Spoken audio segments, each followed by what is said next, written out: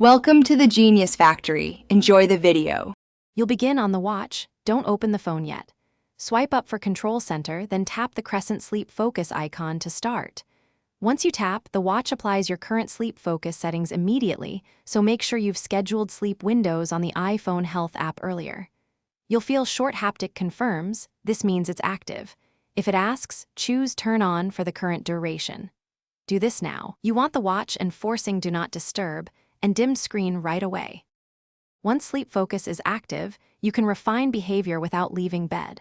Open settings on the watch or tap the three-dot menu from Control Center to extend for 30, 60, or until morning. This is handy if you're still awake. Make sure exceptions include any needed contact or app, otherwise notifications are silenced. The sleep screen locks to a simplified face and dims to preserve melatonin. This is why your display changes. If you need to exit, end it from the same menu. To finish, stop sleep focus via Control Center or let the schedule wake you. Once done, the watch returns to normal notifications and the screen reader voice, if any, resumes. If sleep focus fails to turn on, restart the watch and ensure both devices run current watch OS and iOS. That fixes most sync problems. If notifications still misbehave, toggle focus sync in settings or sign out and back into iCloud. One tip, always check battery level.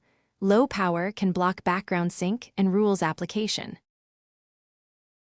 Thanks for watching. If you found this helpful, don't forget to like and subscribe.